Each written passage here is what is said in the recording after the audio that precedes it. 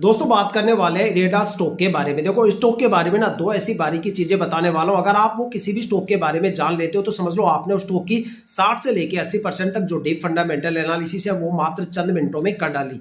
देखो एक तो स्टॉक के मैं पिछले सालों के रिटर्न बताने वाला हूँ, दूसरा स्टॉक के होल्डिंग पैटर्न के बारे में बताऊंगा। देखो इसके स्टॉक के जो पिछले टाइम के अगर मैं जो आपको रिटर्न बताने वाला हूँ उसके भी यहाँ पे आपको एक पैटर्न यहाँ पे दिखाने की कोशिश करूंगा, एक अंदाजा यहाँ पे आपके साथ शेयर करूंगा, एक आइडिया यहाँ पे शेयर करूंगा कि भाई ये स्टॉक शॉर्ट टर्म में ज्यादा प्रॉफिटेबल है या फिर ये स्टॉक लॉन्ग टर्म में ज्यादा प्रॉफिटेबल है, या फिर ऐसे कौन कौन से टाइम ड्यूरेशन है जहां पे आपको स्टॉक में भारी भरकम गिरावट देखने को मिल सकती है, या फिर ऐसे कौन से टाइम ड्यूरेशन है जहां पे आपको स्टॉक से भर भर के रिटर्न देखने को मिल सकता है, मैक्सिमम स्टॉक में कितनी गिरावट आपको देखने को मिल सकती है और मैक्सिमम कितना ज्यादा रिटर्न ये स्टॉक देने का दम रखता है। दूसरा स्टॉक के होल्डिंग पैटर्न के बारे में। अगर आप ये सोचते हो भाई होल्डिंग पैटर्न सिर्फ एक कॉमन डेटा है तो आप गलत है, क्योंकि आज मैं आपका होल्डिंग पैटर्न देखने का थोड़ा सा नजरिया बदल देता हूं।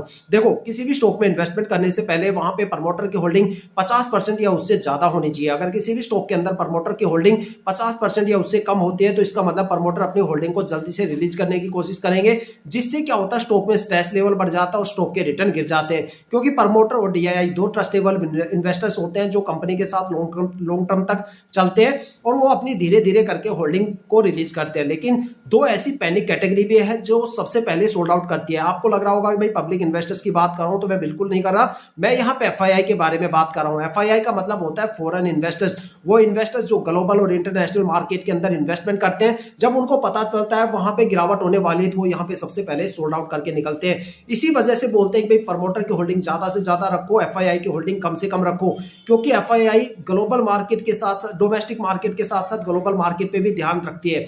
इसलिए बोला जाता है कि 11:30 से लेकर 1:30 बजे का जो टाइम होता है स्टॉक मार्केट में, उसमें एफआईआई सबसे ज्यादा एक्टिव रहती है, क्योंकि उस टाइम काफी ज्यादा ग्लोबल मार्केट के प्री सेशन, पोस्ट सेशन या फिर मार्केट एक्टिव रहती है। और जिस स्टॉक में एफआईआई की होल्डिंग ज्यादा होती है वहां पे या तो फ्लक्चुएशन ज्यादा होगा या फिर वहां पे गिरावट आपको ज्यादा देखने को मिलती है। इस स्टॉक के पिछले सालों के रिटर्न मेरे सामने स्क्रीन पे मैं आपको बता दूं, ये स्टॉक शॉर्ट टर्म में बिल्कुल भी प्रॉफिटेबल नहीं है। यहाँ पे अगर आपको एक अच्छा सा रिटर्न भी गेन करना है तो स्टॉक को कम से कम 9 महीने के लिए होल्ड करना पड़ेगा।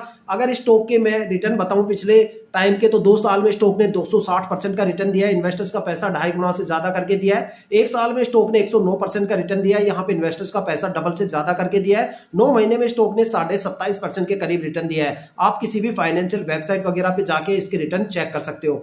साथ में अगर इस स्टॉक के होल्डिंग पैटर्न के बारे में बताऊं तो प्रमोटर होल्डिंग 75% है और यहाँ पे सबसे बड़ा जो पॉजिटिव पॉइंट है वो है एफआईआई की होल्डिंग। पिछले साल यहाँ पे एफआईआई की होल्डिंग 0% थी, इस साल यहाँ पे 2% यहाँ पे एफआईआई की होल्डिंग है। तो देखा जाए तो एफआईआई का होल्डिंग काफी कम है। लेकिन एक क्वेश्चन मैं आपके लिए छोड़ के जाता हूं कि जब भी प्रमोटर की होल्डिंग